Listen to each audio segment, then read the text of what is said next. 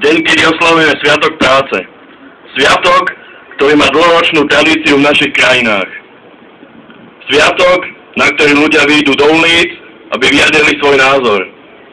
Aby oslávili to, čo je skutočne dôležité pre statočne pracujúceho človeka. A to je práca, prostriedok, ako dosiahnuť pokrok. No my sme však neprišli oslavovať. Nemáme dôvody na oslavu. My sme prišli vyjadriť odpor voči súčasnému politickému systému v našich krajinách. Systému, ktorý ničí hodnoty európskych národov. Prišli sme vyjadriť odpor voči zvrhlým a zlým svetonázorom. Proti komunizmu, pretože táto úchylná, ateistická a materialistická idea sa opäť začína prebúdzať. Bolševické sily začínajú rásť na Slovensku, ako aj v Českej republike.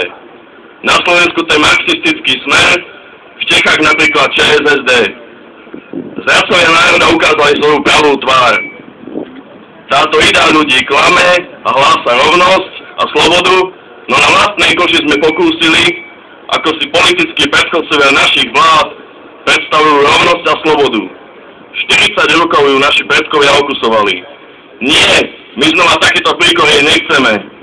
Nie, my už viac nebudeme znášať klamstvá, ktorými marxisti ohlupujú obyčajných ľudí. Možno si hovoríte, že sme mladí na to, aby sme poznali zločiny komunizmu. Chyby, ktoré urobili naši predkovia, tie už viac nedopustíme. Nedopustíme návrat červeného diabla. Proti kapitalizmu. Tento systém, na rozdiel od komunizmu, je neviditeľná totalita. Ľudí oslepuje vidinou slobody, no robí z nich otrokov peňazí.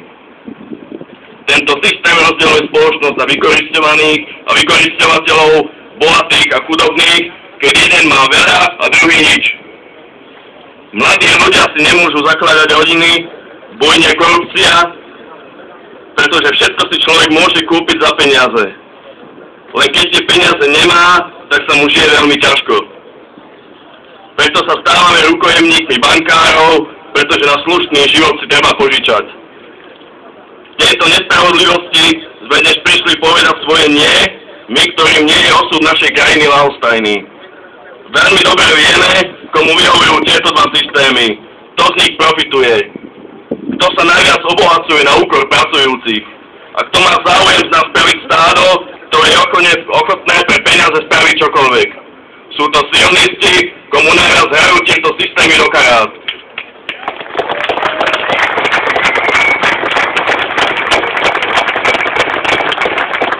A tým, že bojujeme proti komunizmu a kapitalizmu, bojujeme rovnako proti sionizmu.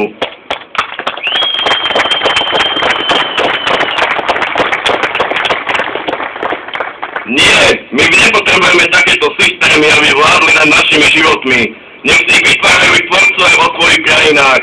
Tam nech si ich nechajú v USA alebo Izraeli, ale nie v našich krajoch.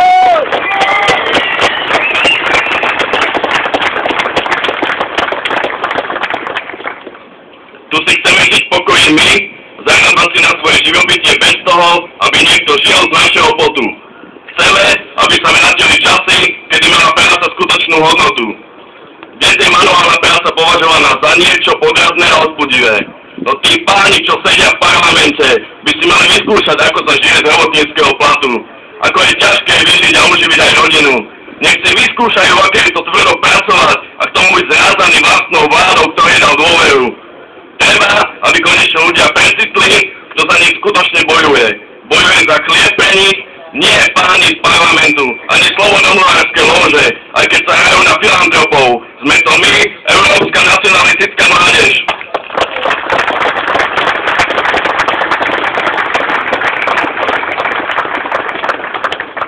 Spojili sme sily, aby sme povedali nie skaz európskych národov.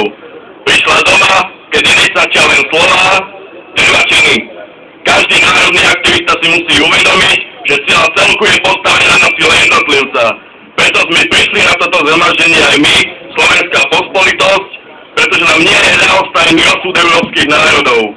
Je dôležité, aby európske národy spoločne podpili vlajku národnej revolúcie a spoločne sa vydali na cestu. Ja verím, že práve tento deň sme začali spoločnú púť. Cesta, ktorá vedie k Európe suverénnych a silných národov. Preto musíme hľadať to, čo máme spoločné, nie to, čo nás rozdeľuje. Spája nás spoločný nepriateľ, sionizmus, spája nás spoločná krv. Tak nedovoľme, aby nás rozdelili. Veľmi chceme!